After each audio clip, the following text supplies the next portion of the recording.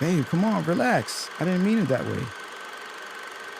You sounded like one of those podcasters you listen to, and you know I hate that. I know. But that's what I meant.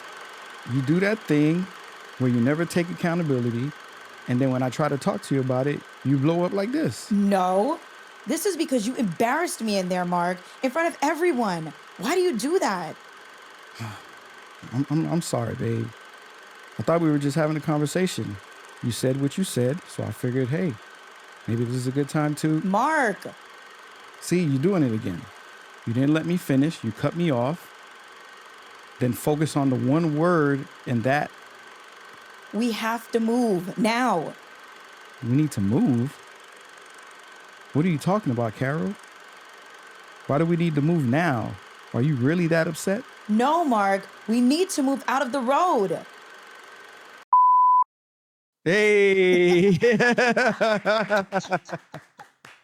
All right, that was better.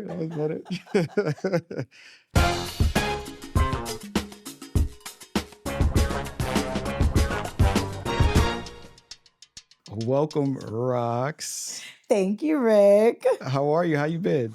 I've been good, working, momming, lifing, wifing, all the things. Yeah. How's it been being a mom after having like the freedom of just being a single person and now being a mom? How's that? I always wanted to be a mom, like my whole life since I was a teenager. So do I miss my freedom? Yes. Because I know how much you used to like going out. Do I miss traveling? Yes. My passport has not had a stamp in a very long time, but like my kids are everything. They are amazing. And being a mom was like something I've always wanted my entire life. And for a long time, I thought it wasn't going to happen. So the fact that I actually do have children is like a blessing, the biggest blessing ever in life. Dope. Not having my freedom and not having all of those things, it is worth it. Yeah. But I do want it back. Well, I'm sure when they get a little older, you'll be able to, absolutely. And how's the married life? How's your husband? He's good. He is good. Married life is good. Devin, we're in Philly and we just kind of have each other. We just have like our little family because, he doesn't have family there. I don't have family there, but we're just working and doing the parent thing and, that's... He's Trini too, right? He's Trini. Okay. Okay. I know you love your Trinis. Yes. But have you been back to Trinidad? Yeah. So like we actually met during Carnival, right? Oh, okay. So we met when I was at Carnival in 2019. For sure did not think anything was going to happen because when I found out he lived in Trinidad, I was like, oh, this isn't going anywhere. But it did.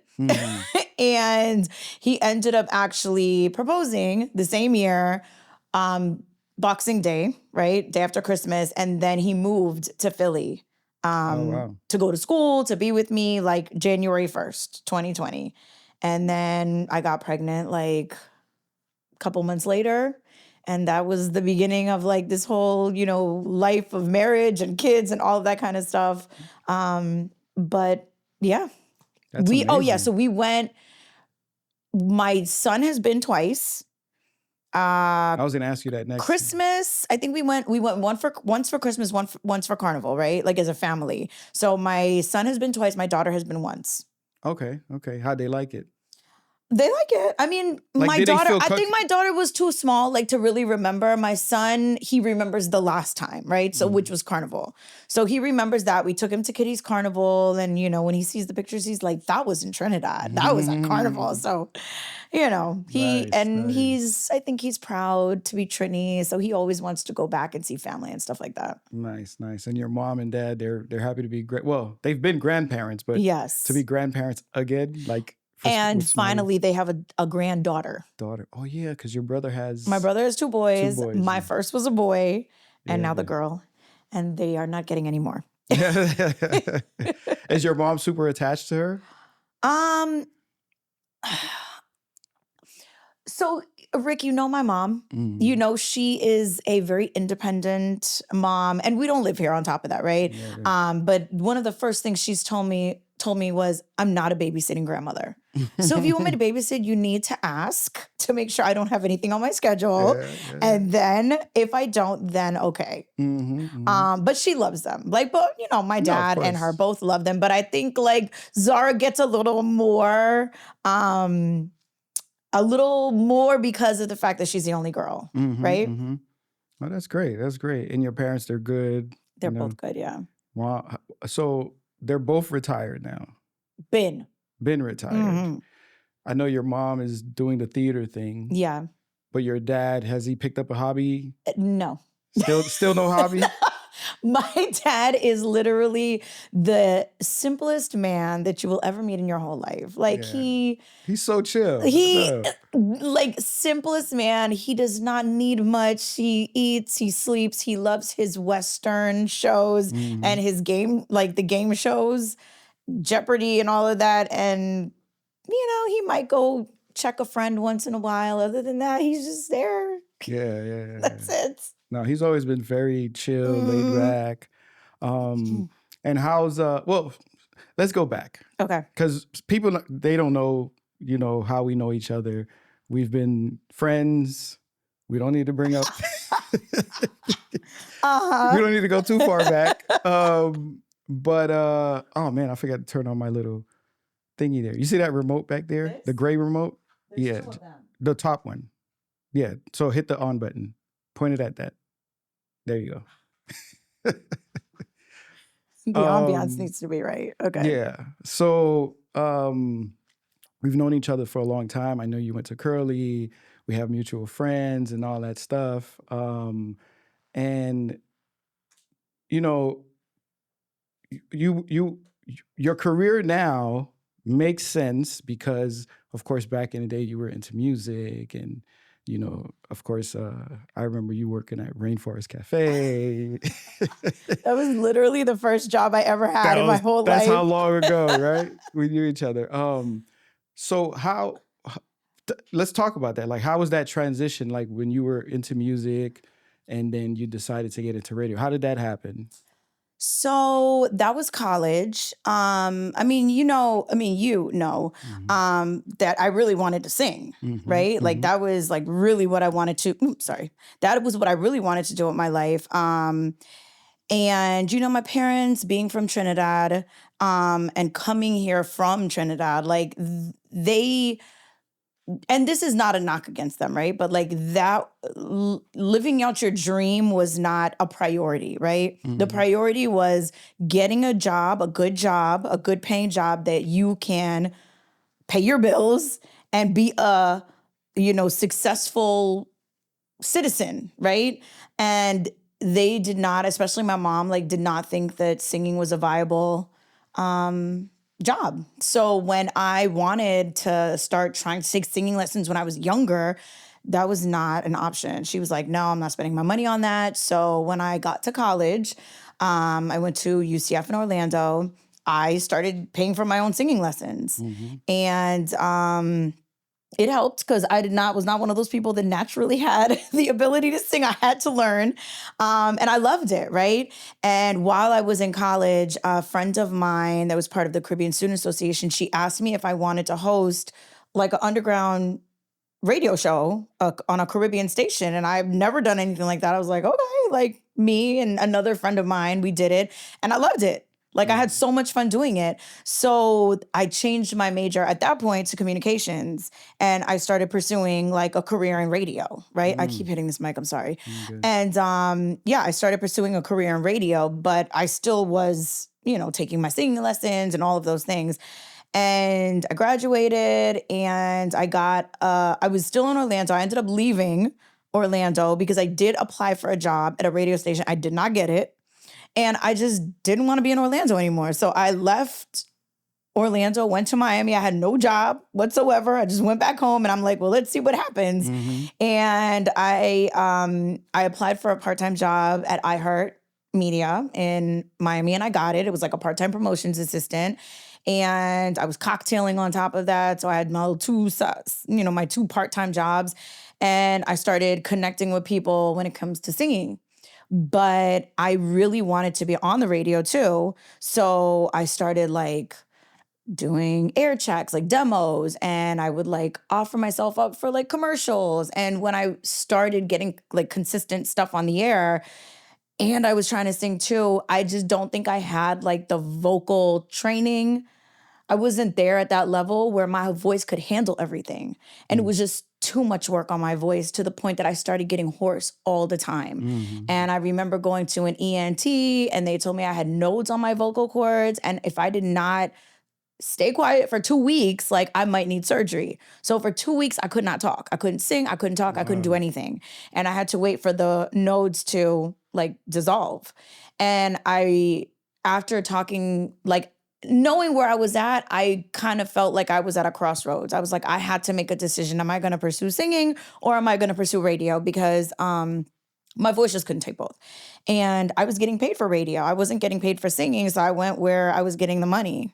So I kind of just let singing fall off to the side.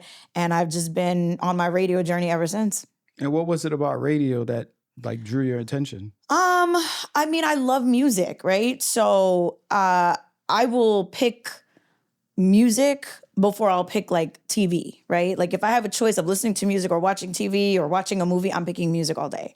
I just have always loved music. It's always been like my go-to for everything.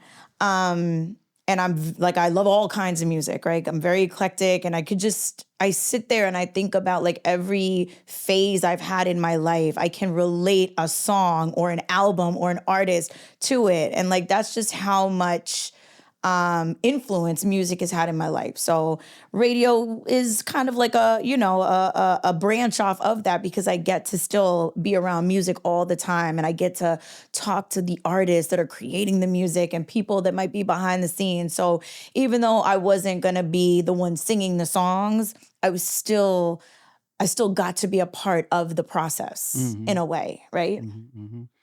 And when you got into radio, what are some of the places you worked at? I know you were here in Miami. So my first on-air job was, I think it was Y100, right? I was doing like, no.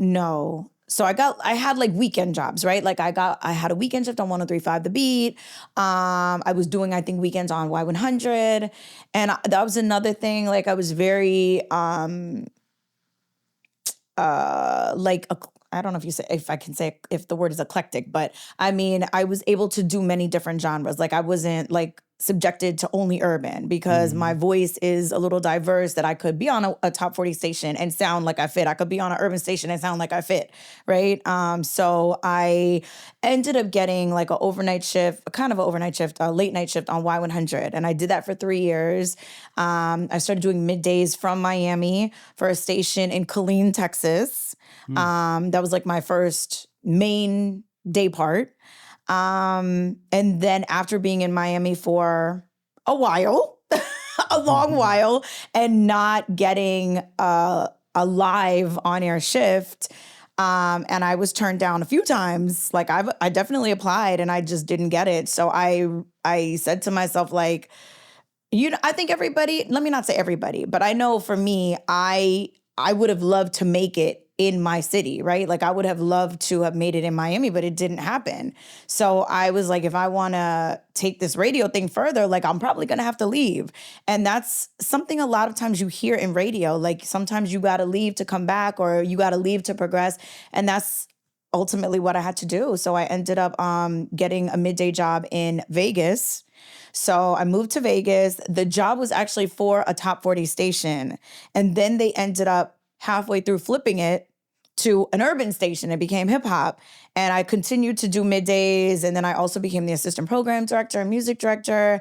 And then I got a call after 3 years to come to Philly. Like, do I want to be in Philly? And listen, I so appreciate everything that Vegas did for me. I don't regret going there. I moved to that city not knowing one single person. okay? Leaving my family, leaving my whole life, leaving everything that I knew to pursue this career, right? So I went to Vegas and I matured, right? Like I grew up while I was there. I learned to love my own company, love being by myself because I was alone, right? Like I lived in an apartment by myself and I had never done like stuff by myself before that, right? Like going to eat by myself, that was unfathomable, right? Going to a movie by myself, I would never do that. But I started doing all of these things by myself when I was in Vegas because I didn't have anybody. And I embraced it and I learned to love it. And now I love my own company, right? Now I don't have my own place anymore. Now I got 3 people in my house. But it helped me grow up a lot. And I had a lot of great experiences in Vegas, but I was not a West Coast girl. And, me being Trini, I definitely missed the Caribbean culture. And living in Miami, it's such a melting pot, right? Like, so it's not just Caribbean people here. You have so many different Hispanic cultures that are here, right? And then there's Jewish people. It's so many different cultures of people. So I missed being around that because they don't have that in Vegas. Yeah. So you never found like a Trini restaurant? Nothing? So I met a few Trinis, right? In Vegas, they actually have a Vegas carnival, right? But I mean, you cannot compare. You can't compare Vegas Carnival to Miami Carnival. They're 2 completely different things, right? Yeah. But there is a Caribbean community in Vegas. They're trying to do their thing, Shout out to my guy Keith. He's still there, repping Trinidad. But yeah, so when I got the call to come to Philly, I was like, it's a major market, bigger than Miami. It's back on the East Coast, closer to my family, on the same time zone. So it'll be easier to like travel, back to Miami, travel and talk to people or whatever. And even though I knew that Philly might not be the melting pot that Miami is, I definitely knew it was still more diverse than Vegas, right? Vegas, so it was like a no-brainer. And it was a morning show, right? Which was huge. So the first time I ever get to be on a morning show. So yeah, I moved to Philly and I've been there for 7 years. It's been 7 years already? 7 years. Oh my I know, God. It's crazy. It's crazy. I don't even know. 7 years? I promise you it's been 7 years. Jeez. I left Miami in 2015. Wow, it's been that long. Yeah, yeah. So, and I know you had that experience where when Angela Yee left the Breakfast Club, you got to be one of the runner-ups. I guess that's what they were calling it. So, if you want my honest opinion, I want your honest opinion. I'm pretty sure they knew they wanted Jess from the very beginning. You think so? Oh, 100%. I truly believe that. I think, and the reason I say this is because Jess was on all the time, like all the time, and then they started having like some of the other iHeart girls come through and we got to do 2 days. Each of us got 2 days, right? Yeah. But Jess was there all the time before that, right? And I don't know why I don't remember her before that. No, yeah, she was definitely there a lot before that. And then they had like all the different rotation of the iHeart girls. And then after that, it was the announcement of her. But I believe that they already knew they wanted her for multiple reasons. Like, number one, Jess is, got this crazy following on social media, right? So we know social media is king right now. She's got like millions and millions of followers. I don't think anybody that they had on had millions and millions of followers, right? So I think that played a role in it. She's just very well known. And she has relationships, right? She had relationships with Charlamagne already and DJ Envy. And so they had like that familiarity and comfort with her already. And so they didn't need to build synergy with her. They didn't need to build a relationship with her because they had it. So I think that they already knew it was going to be her. And it was just kind of like an olive branch, I guess, maybe to all of us to be like, come, get some of this Breakfast Club magic for a couple days, which I appreciate. I'll take it. Yeah, no, it was a good look. It was a good look. I was rooting for you.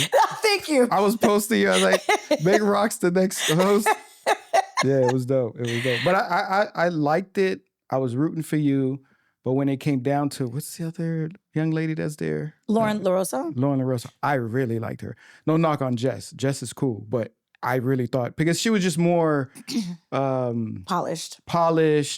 You know, she did her homework. Well, I mean, Lauren has a journalism background, right? Yeah, because she worked for TMZ, right? Right. And so she has that background of knowing how to do her research and knowing the right questions to ask when it comes to interviews. So yeah, she's very polished when it comes to that. And Jess is open about it, right? Like she knows, like she's been very open about the fact that she's never been on radio before, right? So all of it is new to her. Yeah. I was a little, you know, Jess, she's from the, you know, Baltimore. Yeah, you know, she's got it. So when she was like complaining and putting out her videos, I was like, oh Lord, she's about to mess it up. But in some ways it worked, because what it helped is it just got it all out in the open, and they were able to figure it out, and there was no, you know, backdoor people talking, you know, and that kind of stuff. So I feel like you have to, like, when situations like that happen, right? You have to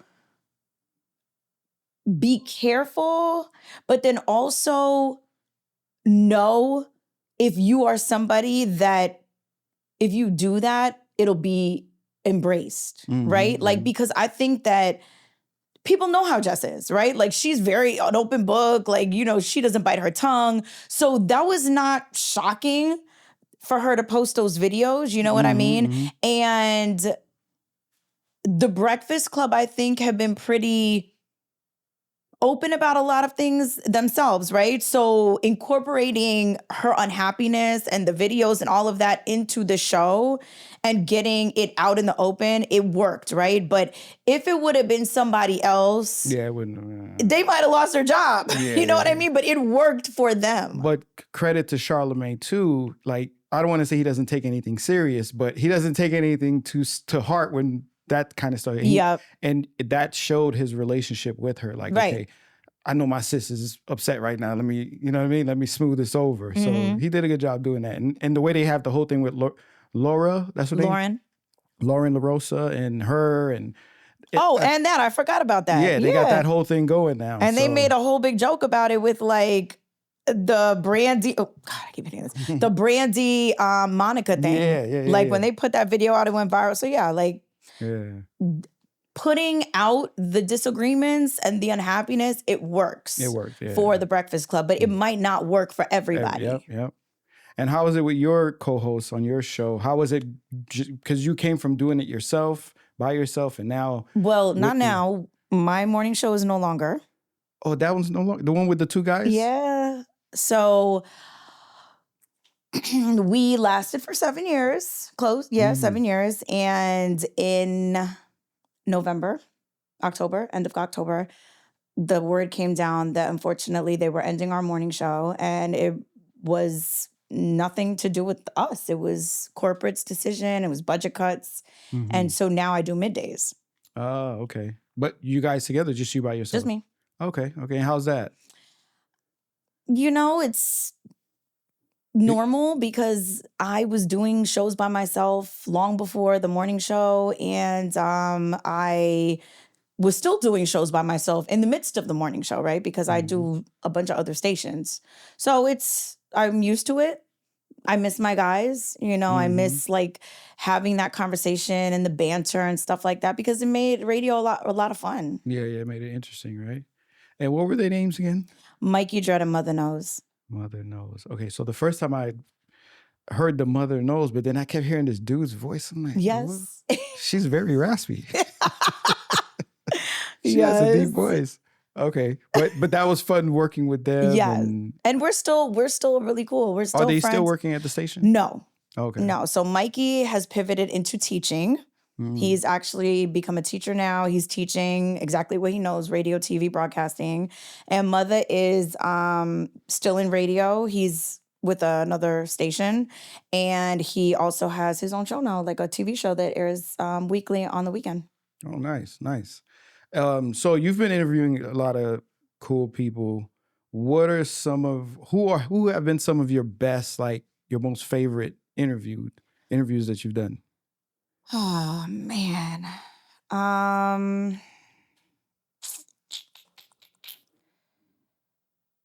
That is a really good question. So I actually really liked interviewing Vibes Cartel Mm. because he is an open book.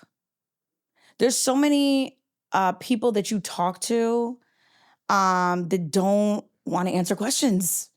And if you ask questions, they will maybe dance around it. Mm-hmm. Not him. Whatever you ask, So Vibes is did you answer. ask him why he went to prison? Well, I didn't ask because everybody knows like what that whole situation was, right? It was like so crazy. Right? Yeah, I mean, I Wow. didn't need to ask that because he'd been like, "What are you talking about?" Everybody that story is so like everywhere, right? But isn't it crazy how something like that can happen? I think only in hip hop and maybe the movies that someone can have that type of background and still come out and be on top, like, and no one cares. Well, it definitely happens in hip hop. I mean, you have to look at God forgive me. Hold on, it's coming. Gucci. Yes, thank you. Yep. Like, look at him. Gucci. I mean, but let's also give credit to Keisha K.R. because he had a very good woman. He has a very good woman next to him that held him down. Yes. And I mean, it isn't just the fact that he came out and like musically he was successful. Like he's like super healthy. Like he's got himself together. So yeah. So it Baby, definitely. what's the guy's name? Baby? Is it Baby or something? Baby or who are we talking about? He had a situation to a couple of them. Not Little Baby, but who's the other one that has the baby in his name too? Oh, Da Baby. Da Baby. Yeah, Da Baby. He wasn't in prison. No, he wasn't in prison, but he killed 2 people. Gucci. I feel like Gucci went to prison for killing the Jeezy situation. Right. Okay. The Baby killed 2 people when somebody tried to pull up. But it was like self-defense or whatever. Self-defense, yeah. But you know, it's rappers, so they got to use it as you know what I mean. And it worked, and it happened. But Vibes had a seriously crazy. Like I think his is probably the craziest out of all of those guys. And he's here, and he's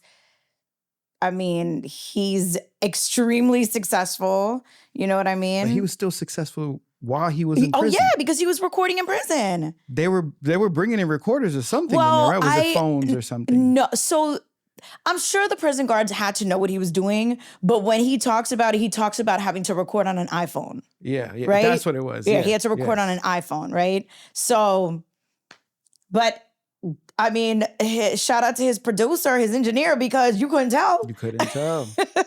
Now Tory Lanez is doing that now. Yep. He's putting out a whole thing. Yeah, unfortunately. A friend of mine worked close with him.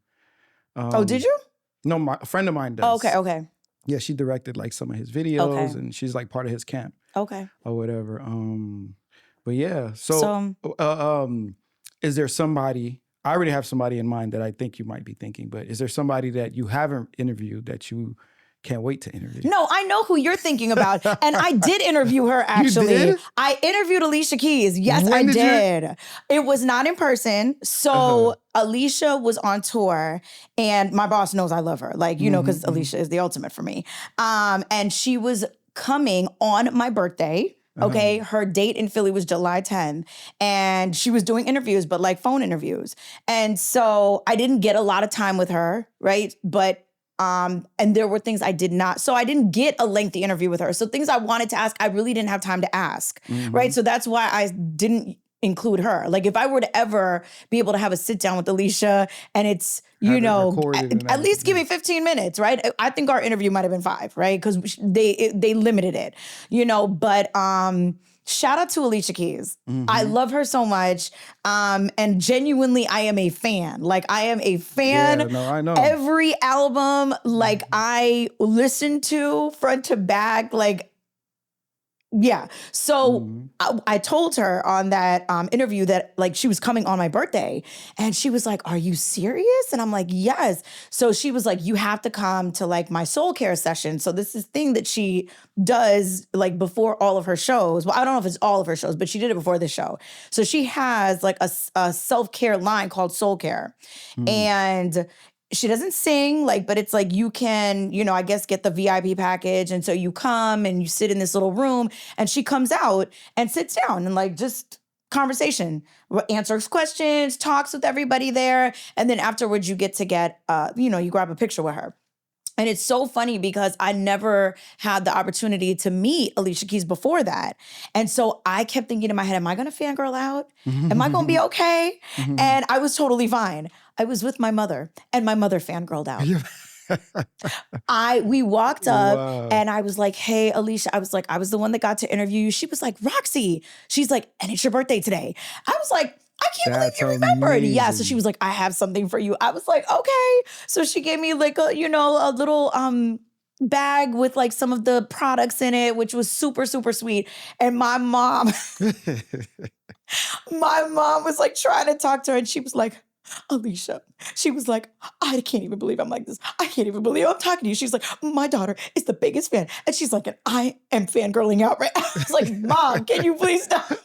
I can't even imagine your My mom was fangirling out and I was like, oh my God. That's great. Well, you got to do it. Yes. So, and the show was amazing. So yeah, but I love Alicia Keys. She can do no wrong in my eyes. So yeah, so Vibes Cartel is probably one of my favorites. And the other, another, I should say, because of the same reason, Neo. Neo. Wow. Neo got this lifestyle that he's living these days. Yeah. And Neo is very unapologetic about it. And he is more than welcome to answer any question that you have. Anything that you ask. Joel produced for him before, right? I think I did know that actually. Yeah. I was at one of his shows and I went with Joel. He was there with him. How is Joel? He's good. Oh, God, He's good. He's doing his thing. I ran into his niece at this film conference I was at over the weekend. She's an actress now. Oh, that's She was so doing good. theater and now she's So you guys could work together. Yeah. I connected with her. But I've known his nieces since they were little babies. So it was crazy to see her, like grown women they acting. grow up.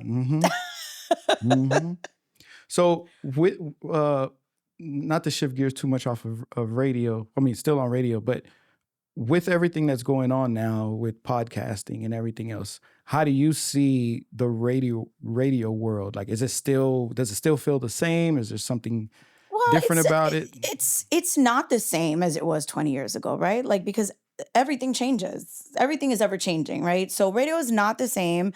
I do believe that it is still very relevant because, there's always these people that say, oh, people don't listen to radio anymore. And that's not true, right? People definitely still listen to radio and like numbers don't lie. When research comes out, it's always at the top of the list when it comes to audio, right?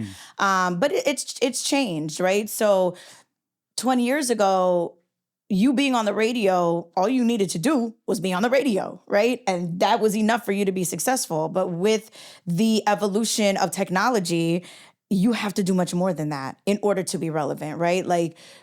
Like visual is a big win, right? So when you are doing your show, when you are doing interviews, people want to see that, right? So whether it's like going live while you're in the studio or posting clips of you being on the radio or posting your interviews or jumping in on the latest trend, like people want to see you active on your social media. And like back in the day, like the big voice guy was the thing. And of course that's long time ago, right? So now it's like they want people who are relatable, right? Like if I'm listening to you, I want to know like that we got something in common, that I could vibe with you, like you know what I mean? Like I feel like I know you, that kind of thing. So it's not the same. It's definitely not the same. And has you being on the morning show and in Philly and in a bigger market, has your fan base changed? Like, have you felt it like when you go somewhere, or have you experienced? Of course, because like now I'm connected to the city of Philadelphia, right? I wasn't before. So a lot of people that follow me now are from Philly, right? So, before it was Miami, like everywhere you go, right?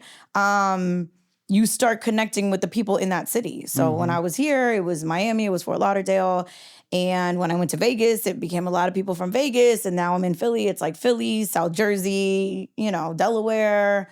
So I have a lot of people that follow me in that area, right? Because that's where I live now. And I'm reachable, I'm touchable there. Yeah. And I remember while you were like, I think it was either when you were in Philly or Vegas, you still had a thing going on in Miami.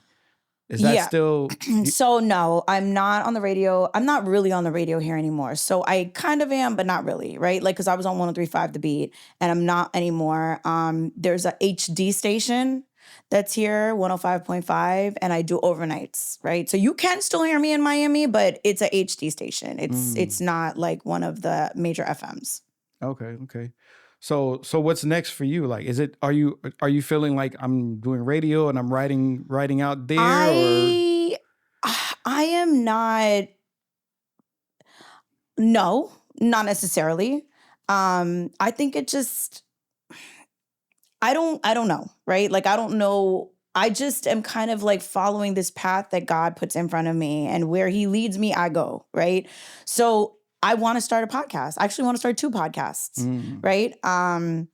But I do believe that, like, for me, right? And not anybody else, but for me, if I'm going to start a podcast, I really want it to be right and on point and planned properly and executed properly.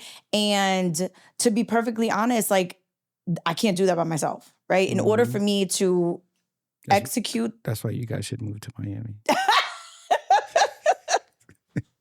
That is a off mic conversation.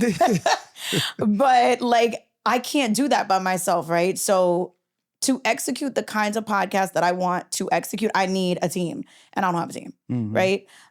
So it's here, right? Like, I have everything here. It's written down, and it's like I said, when God leads, I go. So whenever that time comes that it's time to start planning this and doing this, then it's going to happen.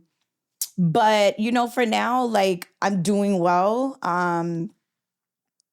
I have good ratings, and I'm just trying to build my brand more and more every day, right? I mean, of course, I think the goal is to be known outside of more than just Philly, right? Like, the goal is to be a national brand that, I could get booked anywhere, and people may be like, oh, I know Roxy. You know what I mean? That's the goal, right? So whether that's radio or whether that's moving into podcasting or whether that could be TV, like, I'm open, right?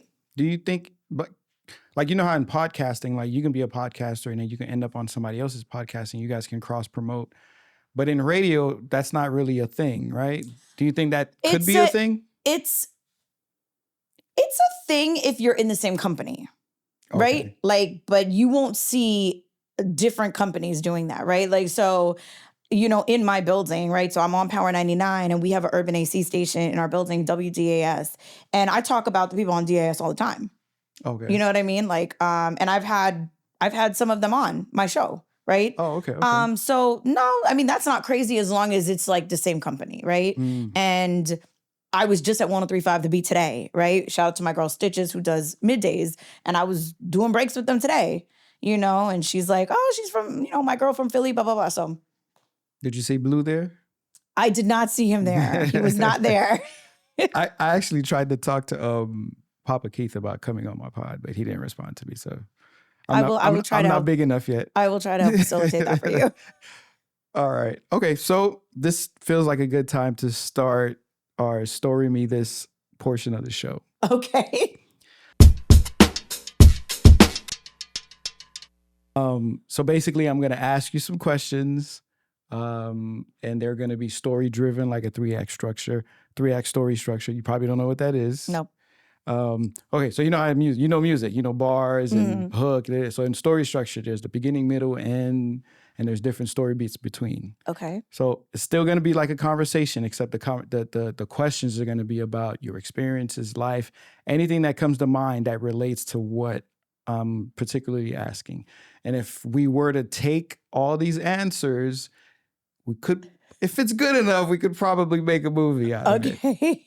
Listen, if you make a movie out of my answers, you better give me royalties. Of course. Of course. All right. So this is the beginning. This is the setup. Okay. So if we were to make a movie out of your life, or if your life was a movie, is there a point in time, an event, a situation in your life that you'd be like, man, I'd like to start my story with that moment that happened, that thing that happened.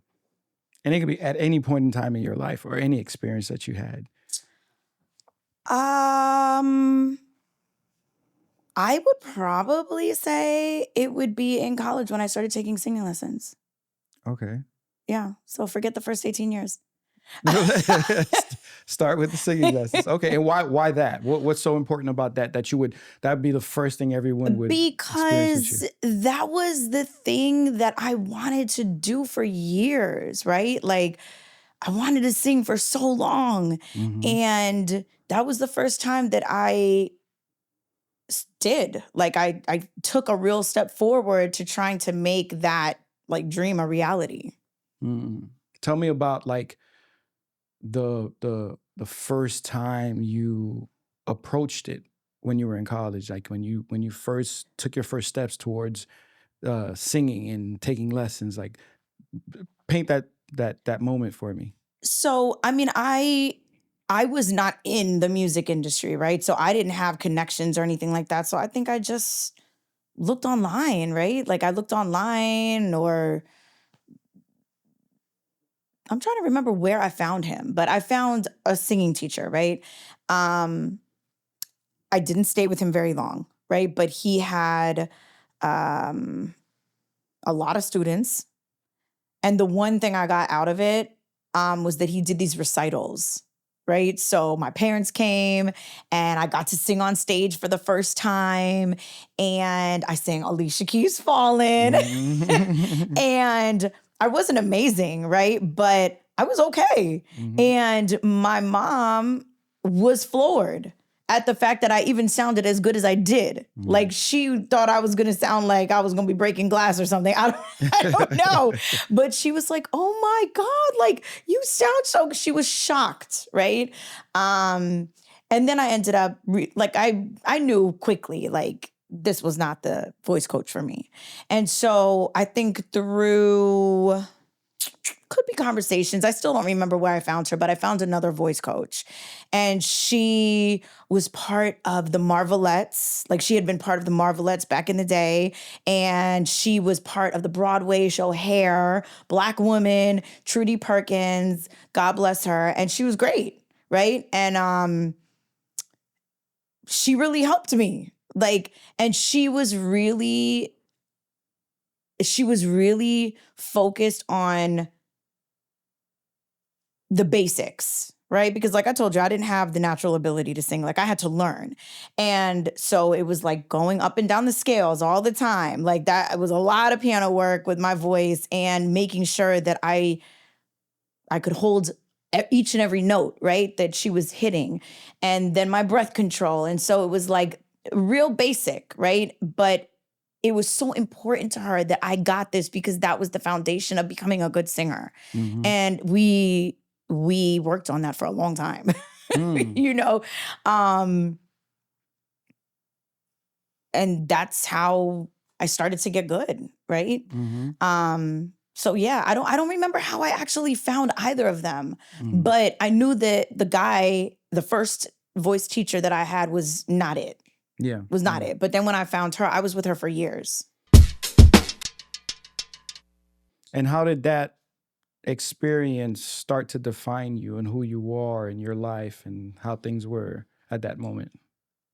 It definitely, you know, what's crazy is, you know, you look at me now and I'm on the radio and I'm not a shy person, but I wasn't like that then, right? Like I had a fear of doing stuff in front of people, especially singing, because number one, I didn't have that natural talent.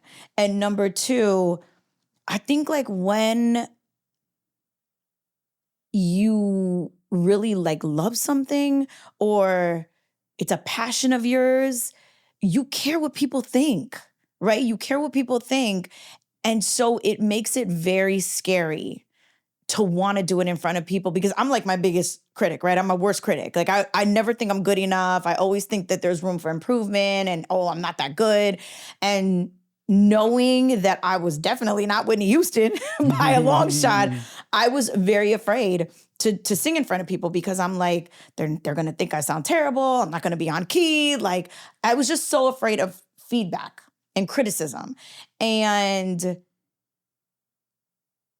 doing those singing lessons and for those years and starting to really see the change, like starting to really see the improvement, it helped.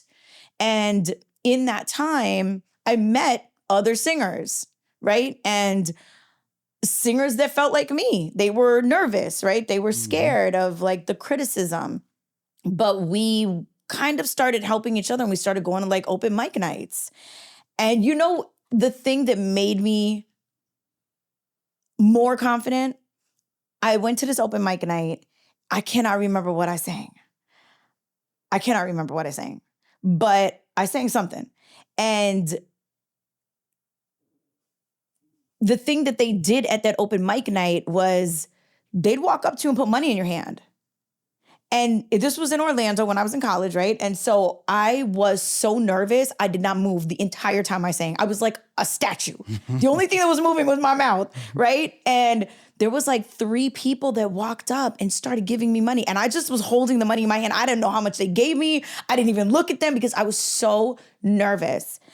And when I was done, everybody clapped, they cheered, whatever. And I sat down and I looked at my hand and I had $60. I was like, oh my Yo, I was so hyped that they actually put $60 in my hand. So I don't know if they did that because they genuinely thought I was that good or they just felt so bad for me that they were like, let's give her a confidence boost and give her the $60. Wow. But it definitely helped my confidence because I started opening up more, being more open to like doing sessions and singing with people and all that kind of stuff. And it kind of just started going from there.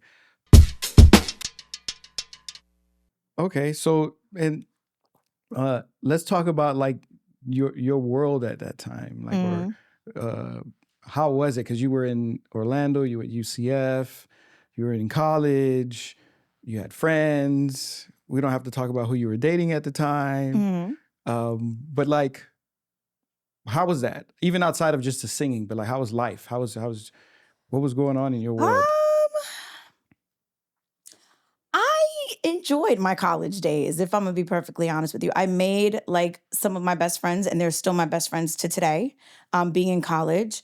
I enjoyed my college days. There was a period that I was not doing very well in school because your girl was in the club all the time. Like, you know, when and we joke about it now, but it's like I would have 8:30 a.m. classes and, you know, Orlando isn't like Miami, right? So the clubs aren't open all night, but I'd be in the club until 2:00, right? Until they close. And then I'd go home, try to sleep and make it up for class. Sometimes I'd make it, sometimes I wouldn't.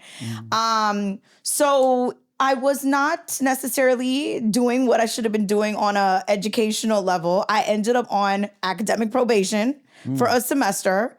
And that's when I was like, oh, girl, you need to get your life together, okay? My mom will kill me if I get kicked out of school. I don't even know she knows that I was on academic probation, but I was. And after that, I really straightened up. Like, there was no more clubbing.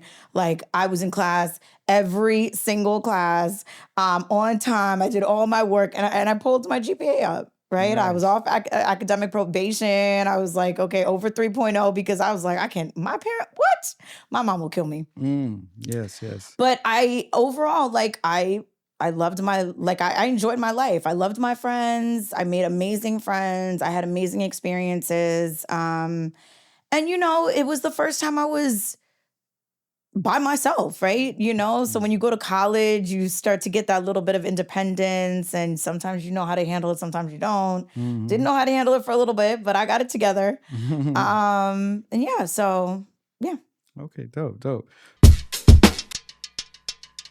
So at that time too, who was your supporting cast? Meaning like who was your closest friends? Who was in your life? Who were you going through life with? So I had 2 really good friends that are still 2 of my really good friends today, Sarah and Randy. I just saw them the other day. They are like my sisters. They've just literally been staples in my life since I met them in college, right? They're from like the West Palm area, but we met in college and like they are two people that I probably most consistently talk to. I did have another friend that I was also very, very close to, and we were friends for like 20 years and our friendship ended. So, but we will not say her name, but that person was also somebody that I was very close with during that time. And yes, I did have a boyfriend during college, and he was also somebody else that was a support system. And my brother lived in Orlando. So, if I really needed family help or family or something, I was able to shoot to my brother's house, which was like 15, 20 minutes away. And so, I had him there, but I didn't see him that often. Okay. So now, with all of this, was there an antagonist? An antagonist is, your arch enemy. And it doesn't have to be a person. It could just be a situation. It could be, a place. It could be anything. Was there anything that you were struggling with at that time, or having an issue with a certain person or thing? What were you battling with at that time? There was nobody. Like, there was not a person. I would probably say it was myself. Like, looking back at the whole, like, being on academic probation, like, I had FOMO. I didn't want to miss the club. I didn't want to miss anything. And so even though I knew the right decision was probably not to go to the club, the right decision was probably to be responsible about certain things in my life, I still chose the wrong path. Made wrong decisions when it came to certain things, right? Which put me in a predicament. So I would probably say it was like, the angel and the devil, the little devil on your shoulder. So yeah, it was probably myself. Yourself. Okay. Now we're going into the inciting incident. Inciting incident is, with that, was there a thing that happened or a situation that shifted things for you? Like, made you go, oh my God, I need to change, or it made you want something. It made you go, oh my God, this bad thing happened. Now I want to accomplish something else. Like, what was the situation or thing I that don't think happened? anything. I mean, okay, I already talked about. And it doesn't have to be bad. It could just be life-changing. Okay. So I think the thing that did that for me was honestly when I did the underground radio show.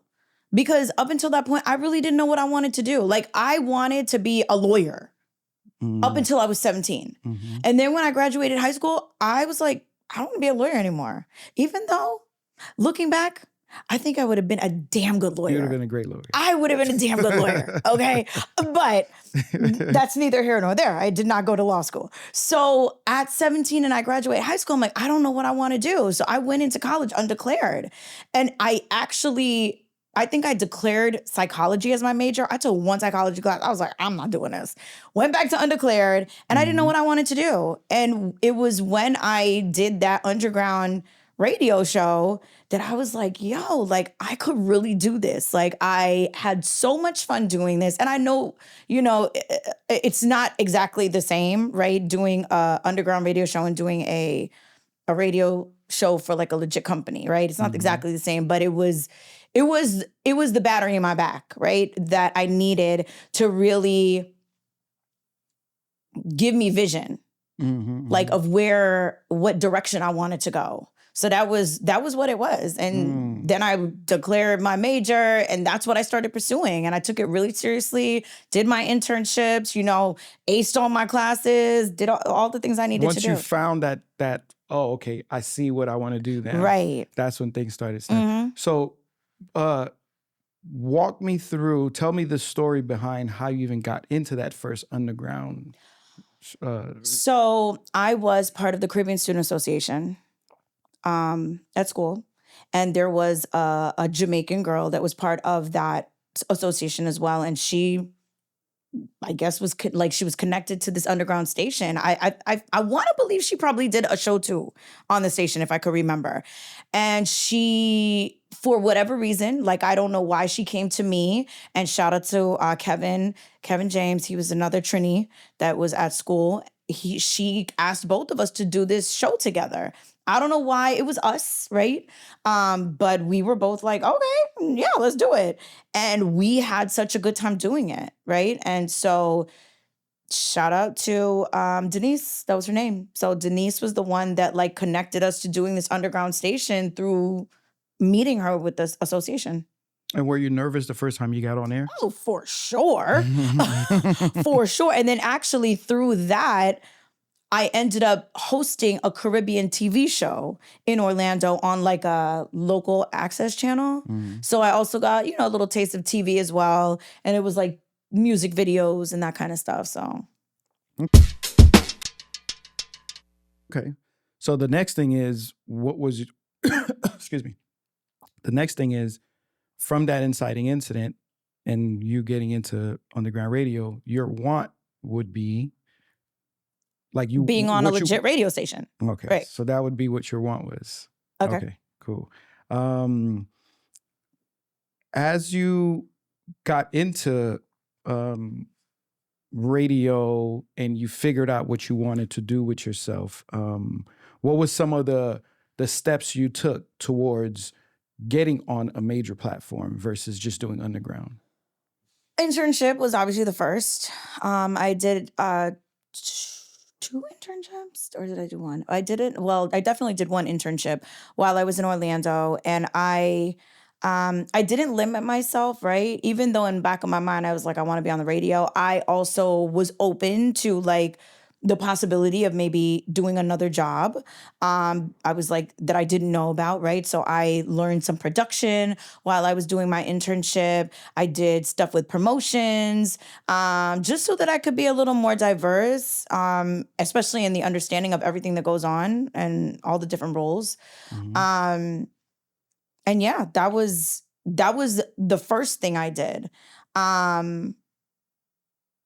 And I just kind of kept in contact with people that I met, right, during my internships, reached out to people that were on the radio or in radio, hoping like, when there was an opportunity, I would be kept in mind. And then when things started to open up, like I said, I did apply for a job in Orlando and I did not get it. And at that point, I was kind of like, well, what do I do now? Like, I didn't get the job. What am I going to do? So. And then, so after that, what were some of your earlier wins? Like, when did you actually start feeling like, okay, now I'm here.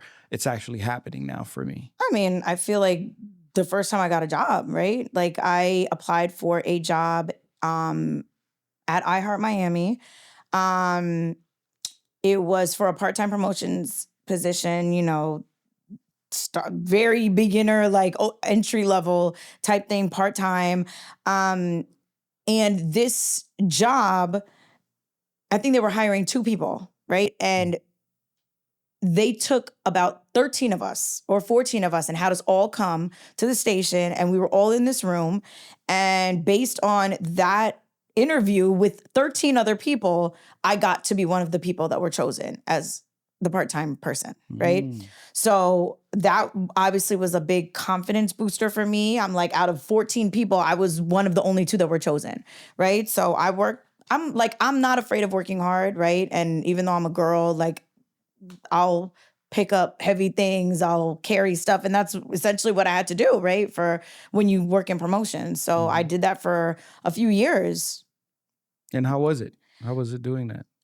It was hard work. But I knew that this was not my end goal, right? Like being a part-time promotions person, I knew that I wanted more. So I just continued to push through. And while I was there, I eventually met everybody and started having conversations about the things that I wanted to do. And I learned about putting together an air check. And, I became really good friends. Shout out to Wood. He was in production And so he was one of the people that would help me put together my air checks, and I would consistently put them, do new ones over and over again, get feedback and critique, and then I'd go back and start doing another one. So I was very consistent because I knew that I wanted to be on air. Nice. But so you were on air, you just wasn't on No, I wasn't on air yet. Like the checks you were saying you the were air doing. checks, right? Like those are like demos, right? Like you submit them and they're like mock, shows essentially. Like this is what I would sound like if I'm on the radio. Yeah. I mean, people that are on the radio have air checks now, right? Like, because a lot of times when you have to apply for a job, they'll still ask you for that, right?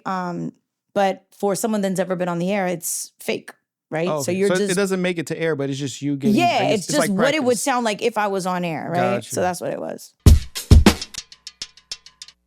And then how did that lead you to finally being on air for the first time? So I was submitting air checks for Y100. I was submitting air checks for 103.5 The Beat. I was submitting air checks for like, not every station, but a few. And I ended up becoming cool with one of the on-air people who was also the music director, I think, at the time. And she was just like, do you want to like start doing a weekend shift? And I'm like, yes. So I think 103.5 The Beat was the first station that put me on. And I was doing like a early morning Sunday shift, right?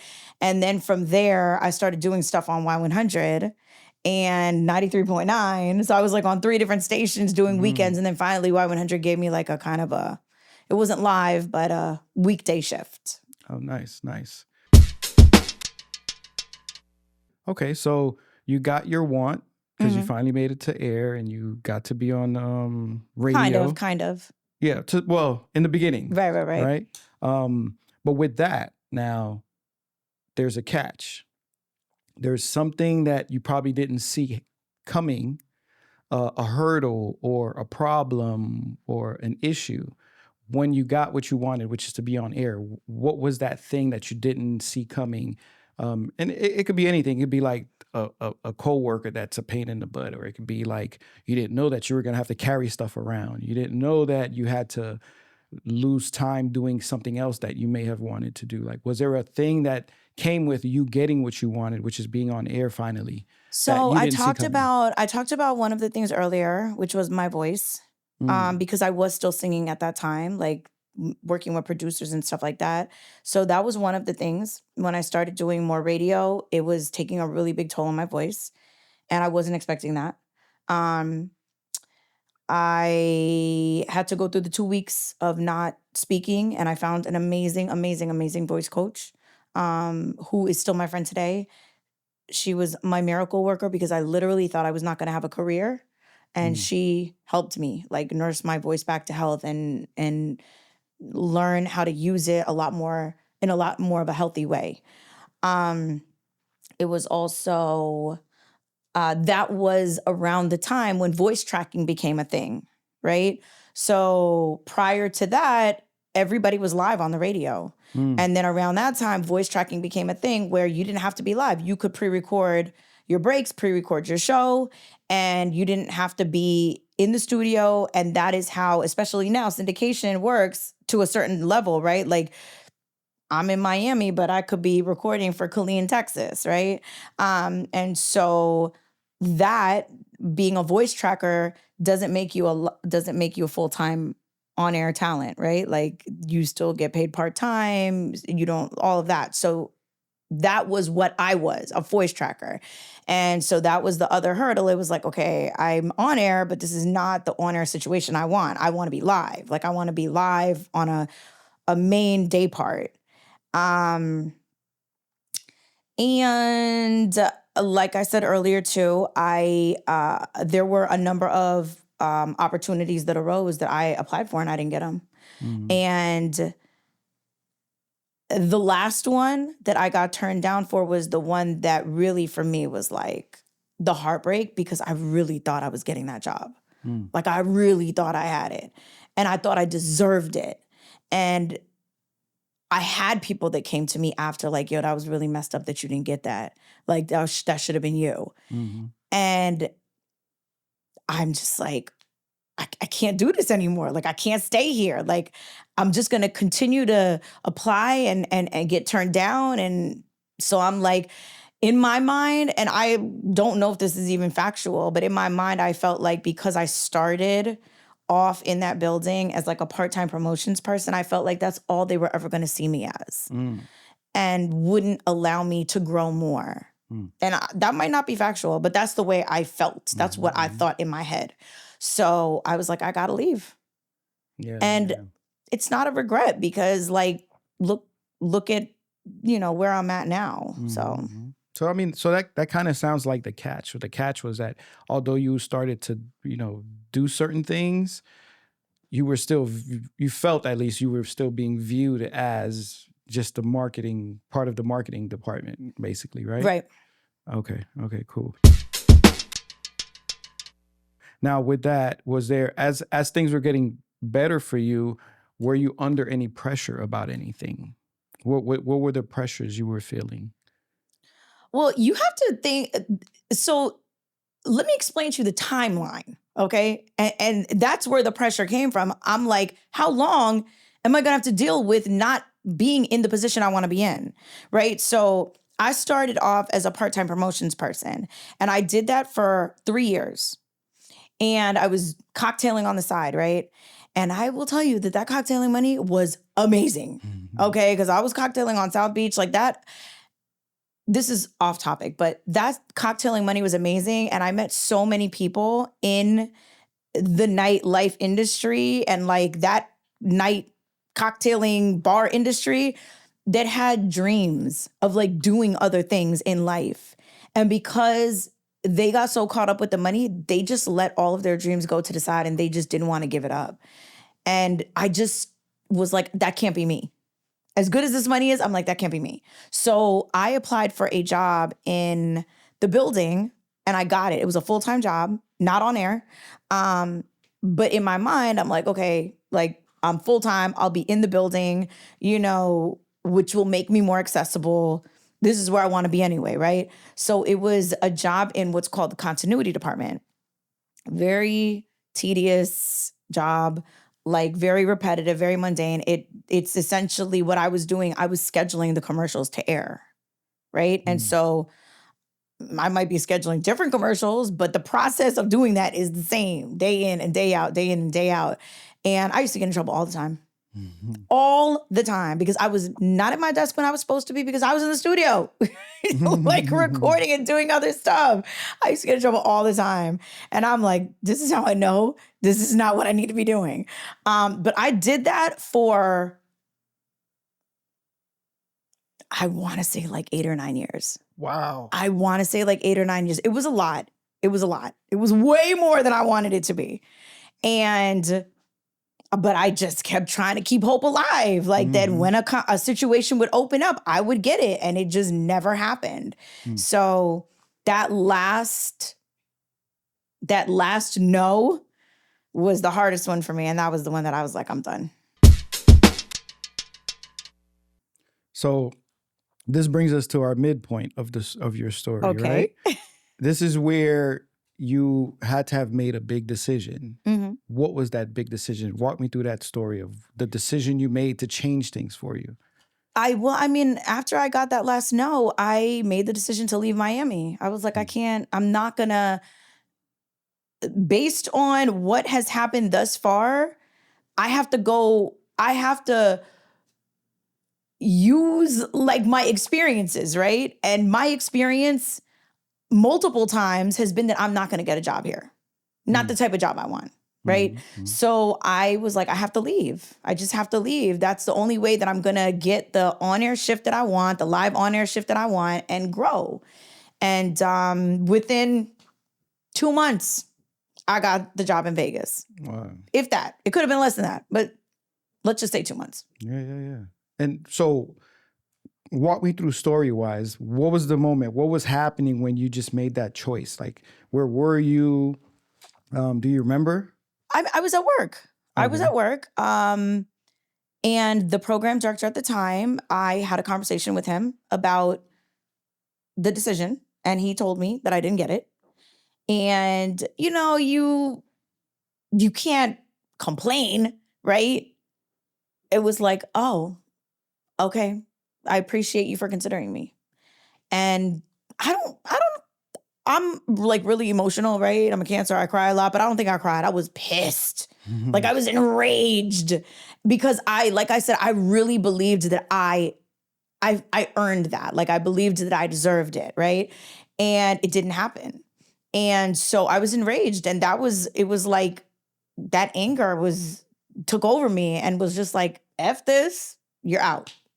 And so I started looking online for opportunities, and there was a station in Vegas that the guy who was doing afternoons on Y100, he was also voice tracking there. And so that station was looking for a live midday person. So I talked to him and I was like, can you like connect me with the program director and put in a good word? And that's essentially like, one of the things that helped me lock in that job.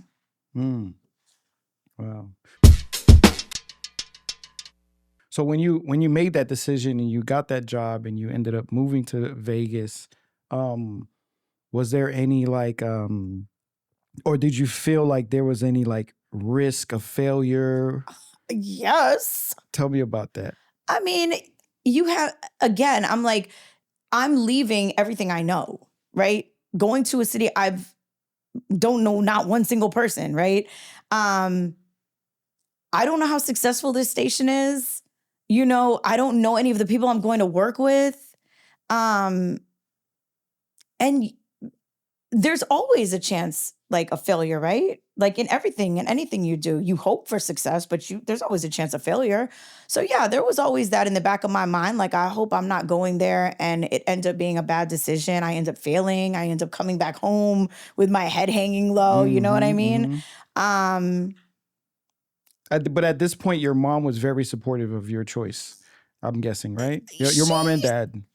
Yes. Like they, of course they are like, we love you and we're going to miss you, but they understood why I made that decision. They understood that she's not a little girl anymore. She's a whole grown person and she needs to make the decisions that she feels are best for her life. And that's what I did.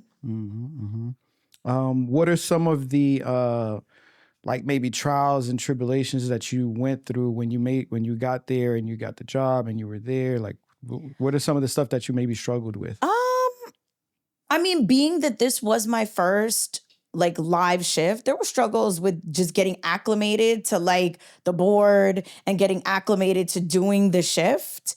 But I think that's with anything, right? And I got over that pretty quickly. The heat was like another thing that was, oh my God, that was such a struggle. I moved in October, so it wasn't so bad, right? But then the first summer I experienced in Vegas, oh my God, I had never experienced heat like that. Like people say Miami is hot, right? But I grew up in this heat, right? This is what I know. So it's normal. That like no humidity type heat is something different. It's a beast. And the temperatures in Miami could get as high as the 90s. You know what I mean? But it's normally not that high all the time. In Vegas, that's the norm in the summer. And you sometimes get into the hundreds. It's like, what's happening here? This is inhumane. And then the first time I had to work in the heat, like you had me outside in this? This is illegal. Has to be illegal. So like, those were, I mean, it sounds silly. Like it really sounds silly, but it was a real struggle for me to get used to that. It was, oh my God, that heat was like unbearable. Like unbearable. And I would talk to people from Vegas and they'd be like every summer, regularly, nosebleeds all the time. Wow. Because it was so dry. Thankfully, I never had a nosebleed, but I had people that came to visit me that definitely got nosebleeds because it was so dry there. So the heat was like a big, big hurdle for me. Like it was really hard to get used to. I think the difference in like, the communities, the cultures and that kind of stuff was also different because there's a lot of Mexicans there. There's a lot of Hawaiians there. And that's a big majority of like the community, like a big majority of the people that are there. Did you have any struggles with like just people in general? Like, did you have any? Rick, I'm like a very cool person. I get along with everybody. So Well, even like maybe because remember you moved so far away, and you were you love your friends, you love your family, you guys are very close. So did you deal with any of that because no, you were so far away? no, that's the Wow. crazy thing. I was so hesitant to move and like make that jump because of the fact that I was so used to having my family and my friends and always being with people.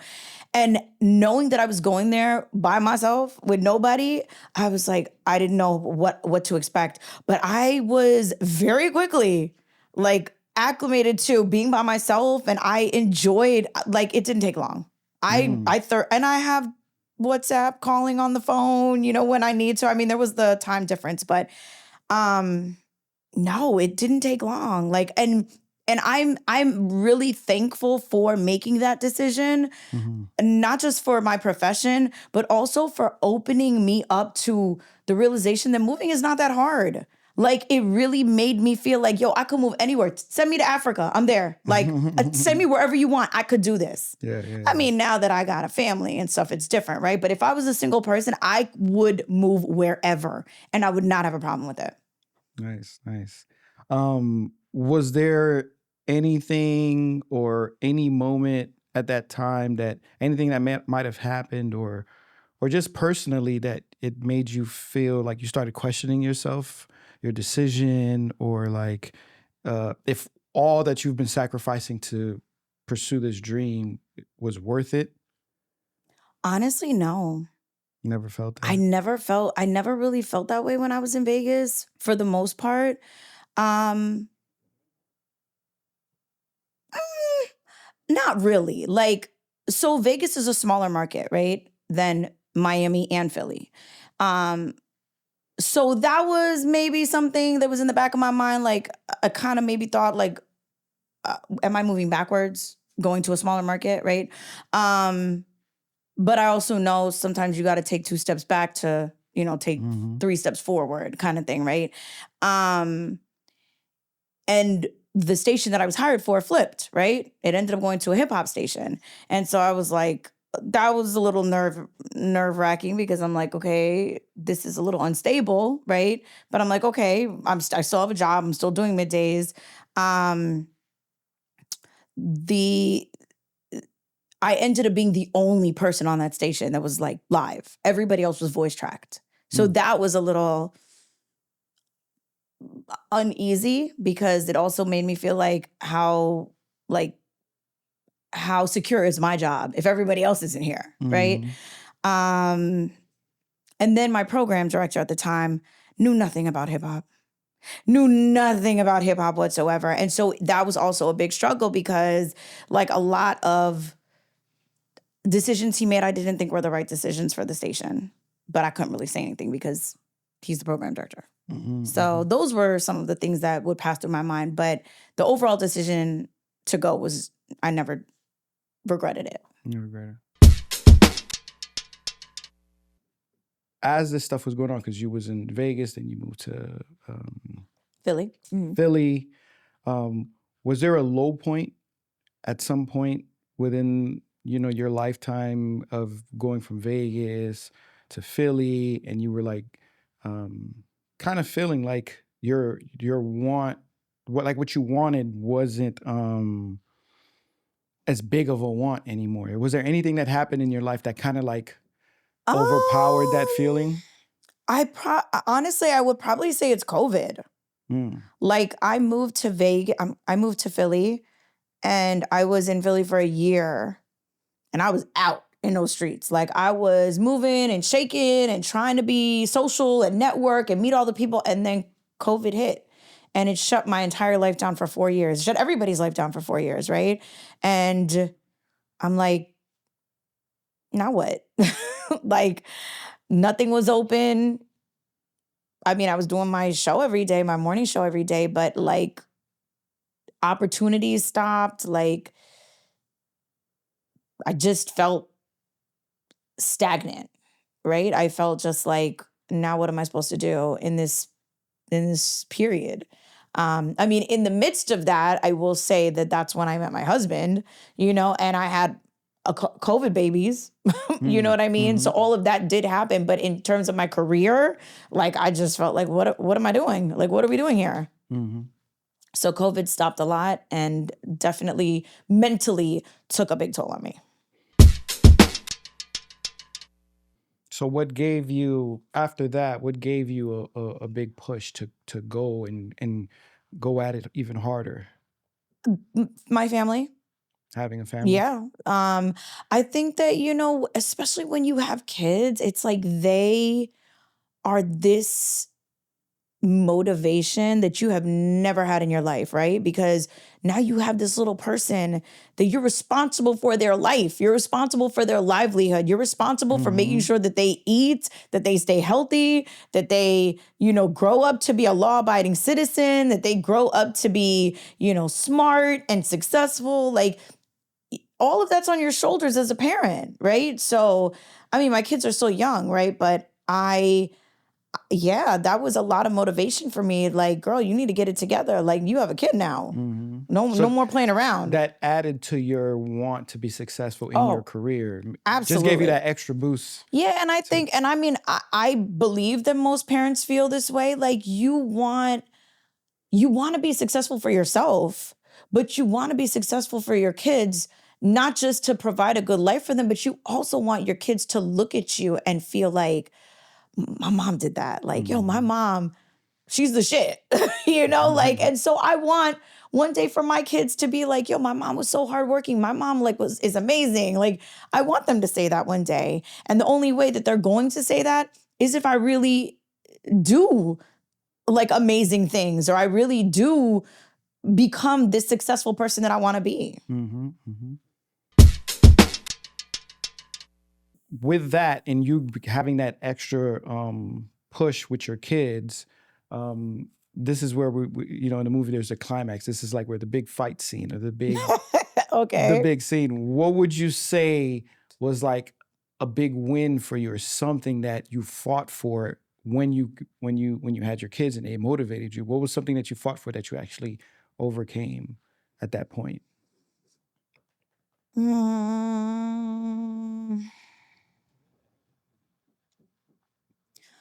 Listen, so number one, having a job in radio every day is a win. Okay, because radio is so volatile, especially now. So number one, the fact that we lasted 7 years as a morning show, that is a win. And number two, that I still have a job and I'm doing middays and I have really good ratings, that is another big win. And I think somewhere along the lines, so after I had my son, I suffered from really bad postpartum. And I had no motivation to do anything. Like, it sucked the life out of me. And I had for my son, and I had nothing else for me. So when I was like really, really bad, like I wasn't brushing my hair, I wasn't brushing my teeth, I wasn't taking showers, like I just had nothing. And it lasted like on that really, really bad level for about 8 months, right? But it didn't go away, right? It just got a little better. And so even though, okay, I'm back to taking showers every day and I'm back to brushing my teeth every day and doing my hair sometimes, you know, like I used to like really keep myself up, right? Before I had kids, right? My hair was done, my nails were done, I'd get my eyelashes done. Like I did all the things, right? I was on point. None of that. And it's still like that, right? I still don't get any of those things done for multiple reasons, like financially, kids drain you, you know what I mean? And so in my mind, I'm like, if I have money, I got to pay for stuff for my kids before I got to pay for things like that. But then on top of that, I just didn't have it in me. Like, it wasn't a priority for me to care about myself. It wasn't a priority for me to do things to make myself feel good. It was my son, and then my daughter came 2 years later. And then my daughter, she was born premature. So that was a whole other set of trauma that I was hit with. And it took a lot out of me, like mentally. So I was really, really struggling, like a lot, silently. Mm. And I love my husband, but there's a lot of men that don't believe that postpartum depression is real. And they think their wives or their girlfriends are just complaining, or they're just overreacting, or they're just being too emotional. When the reality is no, this is very real. This is a clinically diagnosed thing, because we just spit a human out of us, right? And our whole bodies, our balance, our hormones, everything has completely flipped upside down. And like, I've seen studies where they say it could take up to 7 years before postpartum depression goes away, right? So I was really struggling internally. And I was like, how they have like functioning alcoholics, like I was a functioning postpartum depression person, right? I was struggling on the inside, but I was going to work every day, smiling at everybody and being that like good person, like the happy radio girl, right? And I started maybe a year ago, maybe a little less than a year ago, I started like going to therapy, and something just clicked in me, right? Like, where it was like, you have to care about yourself. And I still don't do the things that I need to do. Like, I don't get my hair done. I don't get my nails done. I don't go for massages. You know what I mean? But mentally, I just feel stronger. I pray a lot. And I think it's also this outlook where I've stopped like complaining about anything. Like, I just don't want to complain about anything anymore. I feel like if I look at my life and look at all of the things that I should be happy about and all the things that I have going for me, eventually it's going to become real for me. And I'm not going to worry about the things that aren't happening. I'm going to be happy and focused on the things that are happening. And I also believe that, you know, when you put out that good energy, it comes back to you. So that is something else that I've been practicing, and I think it's helping. Nice, nice. So I mean, it sounds like the climax of that time was you having kids, going through postpartum, Oh my God. that whole fight.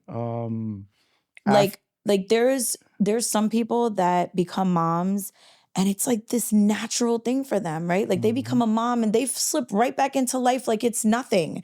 And they don't have postpartum. They are still able to juggle everything that they always did flawlessly and effortlessly. And that was not me. Like, even though I appreciate people who tell me like, but you're such a great mom.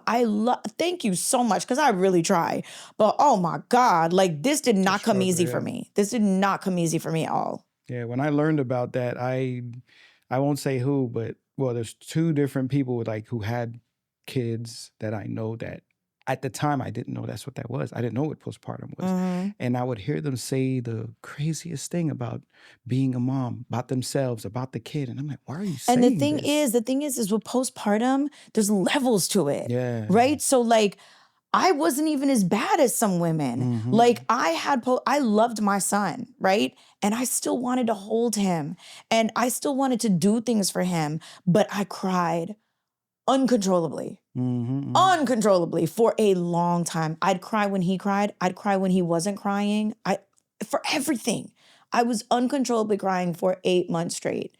And on top of that, not taking care of myself. But that's not even as bad as it could get. Like, there are moms, because of postpartum, that don't want to be near their children. I was just don't about want to say, touch I their know children. someone who didn't want, like, it just like they were, any opportunity they had to have the kid go away and be with someone else, they would do it. And so I was not present for this, but I was talking to a coworker of mine who went to a conference on postpartum. And it was this non-judgment zone because these were medical professionals that understood the levels of what postpartum could be. And this woman raised her hand and she said that she had such bad postpartum that she hurt her child. She had a baby and abused the child. Wow. Because of the fact that her postpartum took over so much. And thankfully, there was a point where she knew this is not right. Like, I need to get help. And she was able to get professional help. The baby is okay. She loves her child and everything, but she was abusing the child because of how bad this postpartum was. So it's like, it's nothing to play with. Yeah. I know someone else talking about hurting a child. She never hurt her child, but she sat there. She was like confiding in me. She's like, oh my God, Rick, I can't take this. Sometimes I feel like I want to just take this baby and throw it up against the wall. And I was like, why would you say that? But at that time, I knew nothing about postpartum. I learned about it after the fact. And I was like, my God, that's crazy. Yeah. So that's sad. And I feel, my heart goes out to you and other women who deal with that. Like, man, dads don't have to deal with that at all. That's not true, actually. I did hear men do that it is too. not true, I actually. didn't go through it. So, and good for you. Yeah. But there are postpartum, men can suffer from postpartum. The kids can suffer from, it is a real. Kids too? Yes. I didn't hear about the children kids. can also, so I don't know if it's a situation where it's like, if the mom suffers, then it's like almost like a domino effect. I'm not sure, but I do know that the limited information that I do know about postpartum is that husbands do have it as well at times, and children. Yeah, I did hear about it. It's crazy. It's crazy. Man. So the aftermath of all of this, immediately after dealing with all of this, your son and having your daughter and postpartum and all of this stuff, what do you think you gained from that whole experience? And what do you think you lost from that whole experience? Well, I definitely lost my freedom. I definitely lost my social life. I definitely lost all the traveling I used to do. But I gained like an incredible family. I gained 2 amazing kids. And I remember seeing something on social media.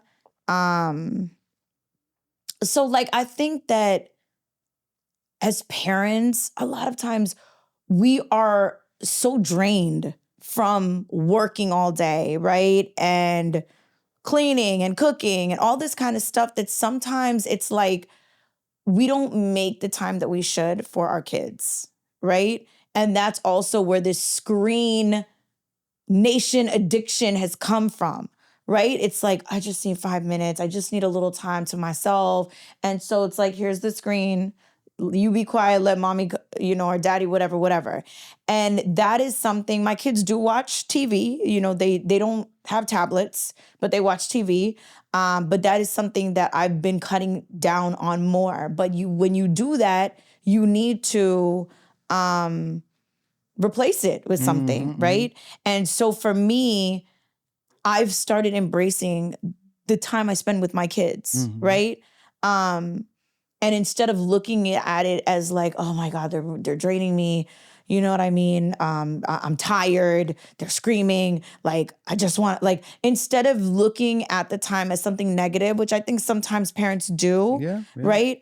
I look at it as, and you hear this all the time when you first become a mom or when you first become a dad, cherish the moments because it's not gonna last. And I sit there and I look at the Facebook memories that pop up when Zara was 3 months old and when Tristan was a year. And I look at them now and I'm like, how did the time fly? My kids are still young, but they're not babies. You know what I mean? And so I don't want 10 years to go by and then I look back and think, I didn't do anything with them. I should have done more with them. I should have enjoyed them more at that age. I don't want to look at my children as a burden, or as a project. I want to look at them as like happiness. These 2 people that bring me happiness, and the time I spend with them is filled with happiness and creating happy memories, right? So as tired as I may be, I want to do things with them, even if it's just reading a book, right? Even if it's just playing a game. Like, they have a ton of games. Mommy, can we play Bluey? Absolutely. Let's go get it. And I've been really diligent with myself trying to get better because, I mean, listen, the reality is that we all are glued to our phones. I try to make it a point to not look at my phone when I'm playing games with them or really be on my phone when they're around. I'm not always successful, but I don't want them to become addicted to screens. And it's like, if you see mommy and daddy always on their screen, you're going to think that's normal. And that's what you're going to do. So I'm trying really hard to break myself of being on my phone all the time, especially when I'm around them. But I just really am trying to embrace their presence and embrace their company and enjoy it, right? And so that's, I think, the biggest thing for me in terms of like the biggest win, or I don't remember exactly how you worded the question. Like the things that you've gained and lost. Yeah, that's my gain is the memories, the happiness, the relationship that I get to build with my kids because I'm present and I'm there and I'm doing the things that they want to do and making and things that make them happy. So yeah. And then to kind of bring this full circle too, with being married, you having kids, and now also your career. Where are you with that now? Like, how is that dance between the whole thing? I feel like there's always going to be obstacles, right? And I say this now, and I will always say this, like, we don't have a village. Having a village makes life so much easier. Oh my God, having a village makes life so much easier. I know people that have left the cities that they've lived in to move back home simply because they need the family support. They need the support of their village. We don't have that. My husband's not from Philly. I'm not from Philly. We don't have family there, right? And we may have met people that we're cool with, and maybe have people that we could hang out with, but to say we have a village, we don't have a village, right? Like somebody you can say, hey, watch my kids. No, there's no... Yeah. Every time that happens, I have to pay you. Money's coming out of my pocket, okay? So, like, we don't have a village. So it's a little more difficult, I think, because that's our circumstances right now. But we make it work. We make it happen. Like, we find time to do date nights, from time to time. I think this is kind of a little more new, but we are now doing things a little more on our own. Like, he'll go out and do stuff with his work friends, or he plays soccer, so he'll go and play soccer with some of his soccer guys. And I might go out and do drinks with a couple girls, and that's not something I was necessarily doing before. But now I'm starting to do that a little bit more because I think it's important, right? Like, I think you need to have that break from the kids, from like your regular routine, So we're making it work, it's always going to be a work in progress, and it's never going to be perfect. I don't think anybody's situation is perfect, right? But we're making it. Okay. So we're at the end now. Okay. So if we're at the end of your movie, your story, what would be the final scene? How would you want your story to end? Where are you? What's happening? Who are you with? It's family. Family is definitely part of the final scene. Like, my final scene would be my kids have grown up to be successful at whatever career path they've chosen. I mean, ideally, they would be married and they'd have like their own families, and I'd be a grandmother, and me and Devin would be enjoying retirement, possibly have hit the lottery at this point, and we're traveling whenever we feel like it. But, we have family around. And are you back in Miami? Maybe.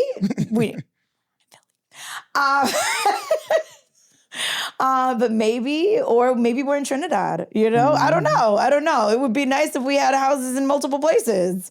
right? Like, yeah. so I don't know, but it would definitely be family. It would be my kids growing up to be great human beings, successful at whatever they want, possibly having their own families, and us being surrounded by like that love. Um, I mean, I know it probably won't happen, but if my parents were still alive, that would be even more amazing, right? But you know, Yeah. that means they got to be in their 100 at this point. 100 and something for sure. Hey, but your mom's very healthy, so yes, she is. she might have a chance. Yes. Yep. All right. Well, we've come to the end. This is where the movie says the end. This was an awesome conversation. Like, it's always great talking to you. You brought so much life to just the way you spoke about your story and the things that you talked about. And I really appreciate that. I've known you for a long time. It's never a dull moment with you. Right? I know your friends love you for that. You've always been the life of the party. And man, I appreciate you, Rox. Like this was really good. I actually really appreciate you for inviting me to do this. It was fun. Yeah, you liked it? Yes, do you think I got do. something it's good? Totally different. It's different. I still need some tweaking, but you know, I'm gonna get it right at some point. But yeah, no, thank you, Rox. I appreciate it. We'll definitely do it again when I get a little bigger. Okay. Okay. Okay. All right. Thanks a lot, Rox. You're welcome. I appreciate you. Okay.